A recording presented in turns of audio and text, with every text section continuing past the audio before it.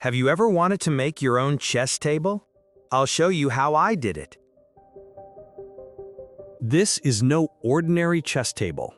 It's a journey of thousands of cuts, countless hours, and imagination turned into wood. Every project begins as an idea, but it only becomes real when your hands translate imagination into form. It started as a sketch, then I refined it in CAD. Now it's time to bring imagination into reality. There are two ways to make a chessboard.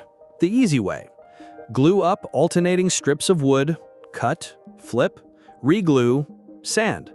And the not-so-easy way. This isn't just a chessboard, it's a puzzle of more than 1,000 hand-cut pieces, and every single one has to fit perfectly. Each square must be cut at the same setting for a flawless glue-up. But I'm taking it one step further, hand-cutting an inlay inside every square. I glue my patterns to blocks of maple and walnut. Then I drill dozens of tiny holes in each block. At the scroll saw, the table is tilted 2 degrees to the right. I cut counterclockwise, ending exactly where I started. Every cut of the saw is a decision. Every joint is a commitment. Woodworking teaches patience, because once the cut is made, there's no going back.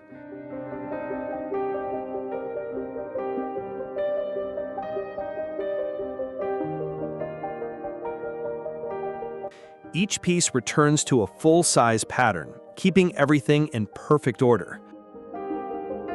That 2-degree tilt transforms every cut into a wedge, filling the saw kerf when glued.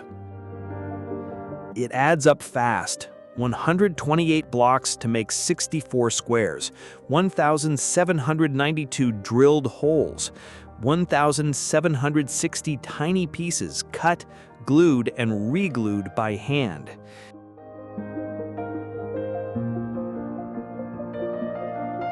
Once sanded, I glue the squares against a 90-degree fence, keeping everything true.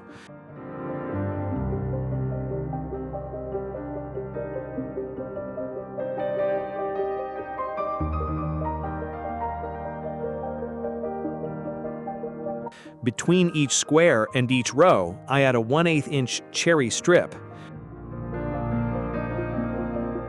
The first 4 rows are oriented so the image faces each player. It's a lot of work, but there's something deeply satisfying about watching imagination become reality, one cut at a time. The quiet hum of the shop, the smell of fresh sawdust, the rhythm of the work. This is where time slows down.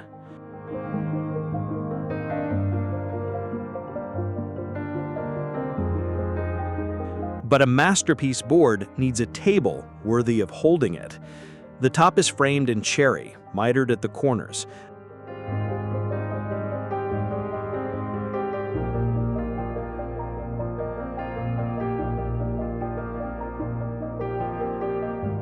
I make sure to hold back the screws to clip the corners.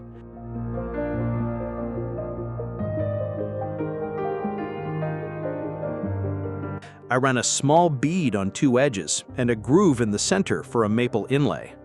This detail will run around the tabletop.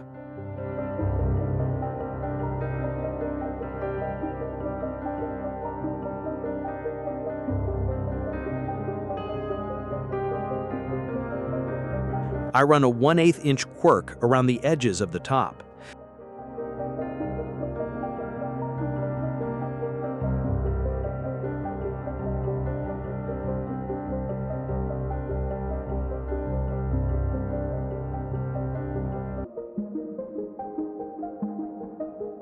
The table sides are solid maple. On 2 sides, I cut out for drawers.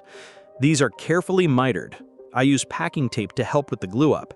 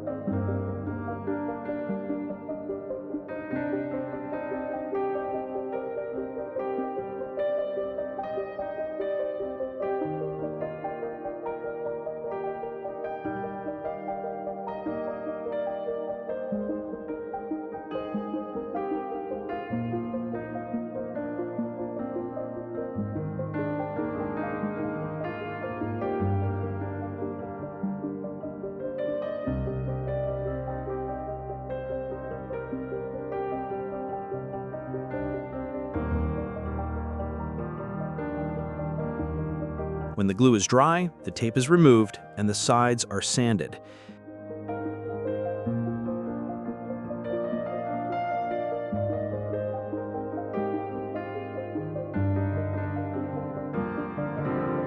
Now that's a perfect fit.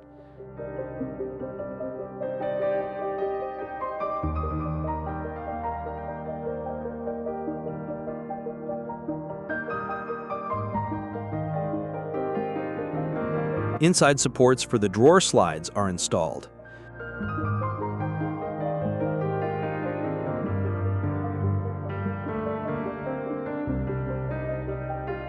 For the pedestal base, I glue up stock for 4 maple legs.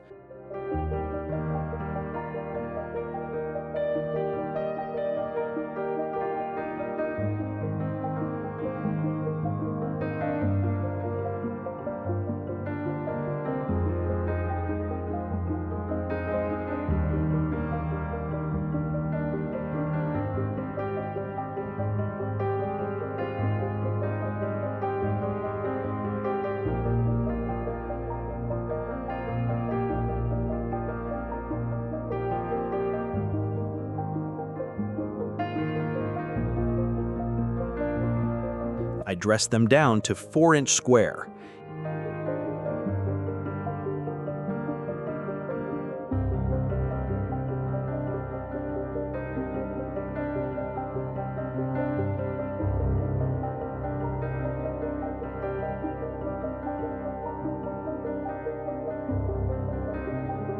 Each leg is tapered at 5 degrees on the table saw sled.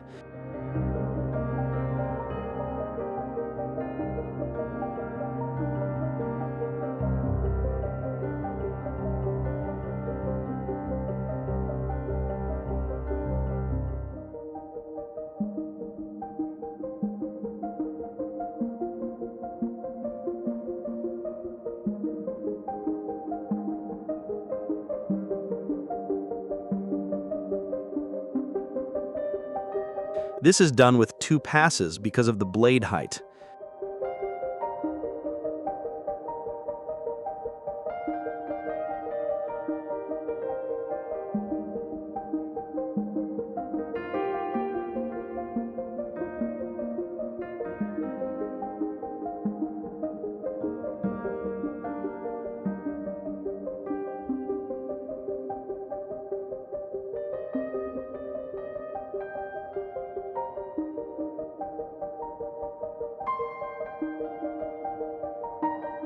I run grooves down each leg for more maple inlay and use a round-over bit on the edges.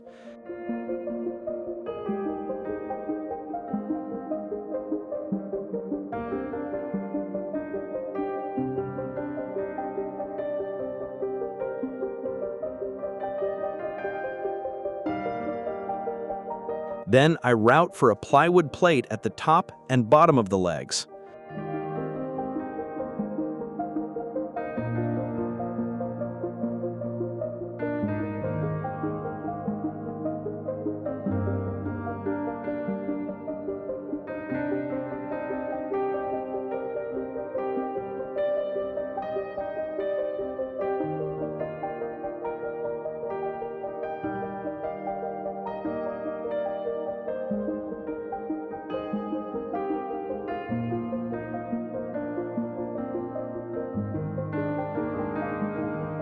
The base is attached with hanger bolts.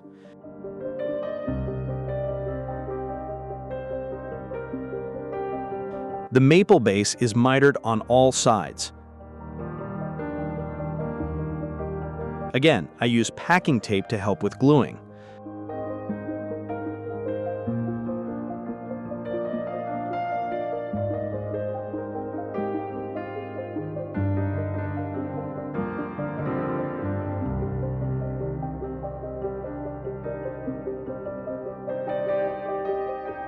The top and edges also get walnut inlay.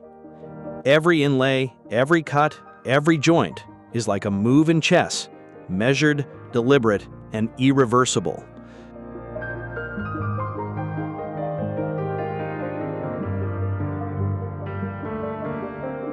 The top and bottom of the base also gets a roundover.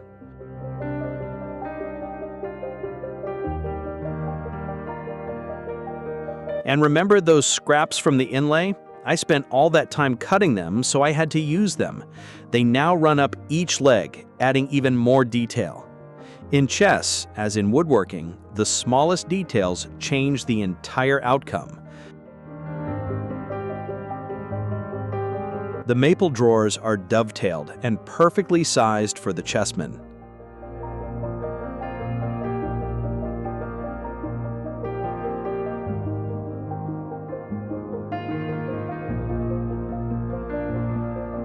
I round over all edges of the drawers.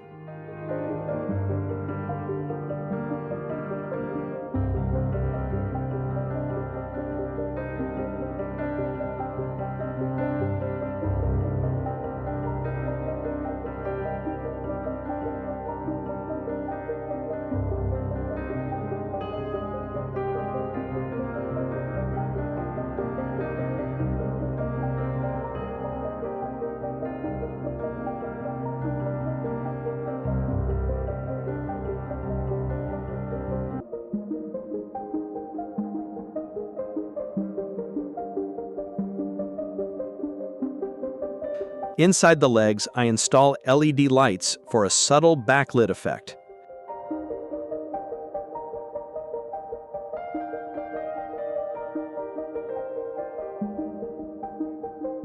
For the feet, I cut walnut blocks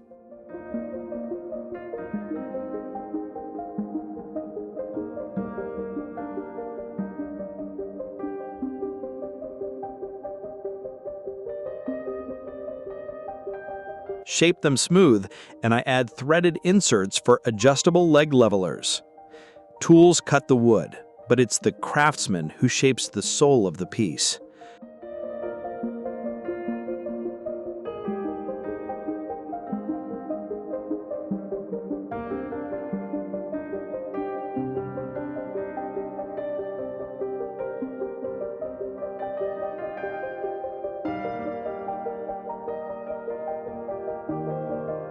To dress up the top, I add more beaded walnut trim.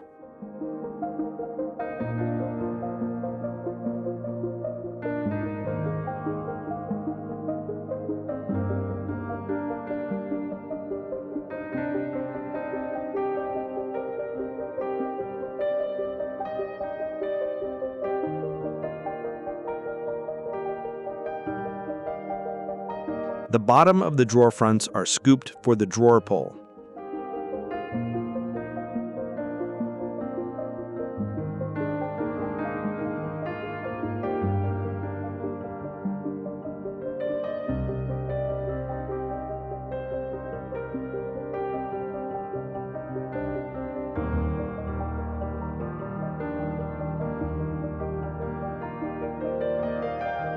On the drawer fronts and around the edges, I use more of those inlay scraps. On each corner, I scale up the design for better balance. Wood has memory. Every grain tells the story of its growth, and when we work with it, we add our own chapter. The top attaches with threaded inserts bolted securely to the base. Every step brings this project closer to becoming a one-of-a-kind heirloom.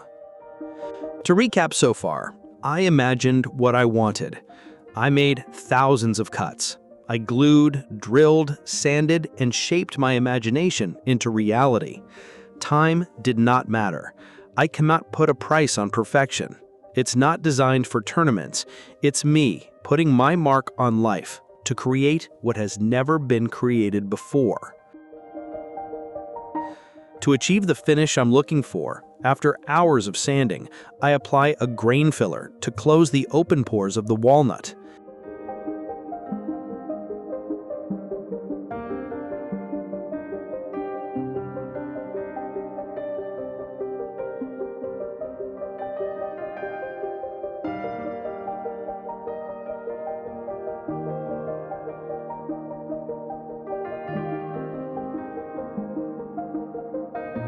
Then I spray many coats of lacquer, sanding carefully between each coat until I achieve the build I want.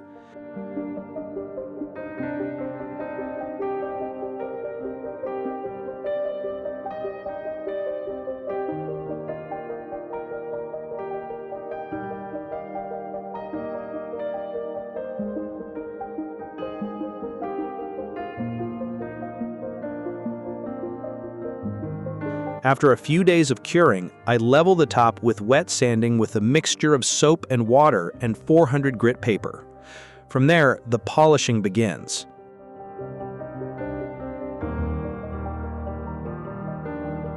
(1500 grit, 1800, 2400, 3200, 3600, 6000, 8000, and finally an incredible 12,000 grit. Now comes the moment I promised, the hand-rubbed finish.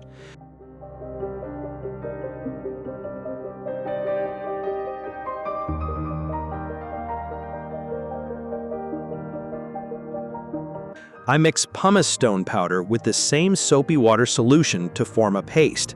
Rub, rub, rub, and the surface begins to glow.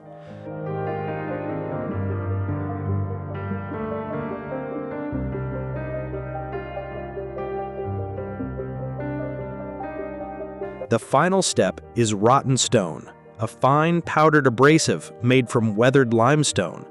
With more hand rubbing, the surface transforms. The magic appears right before your eyes.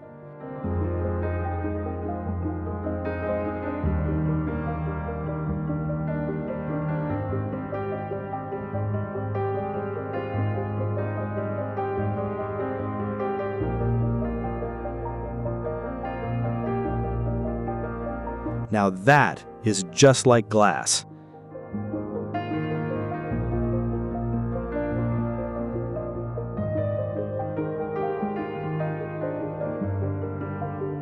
I repeat this process across the rest of the tabletop until the finish is complete.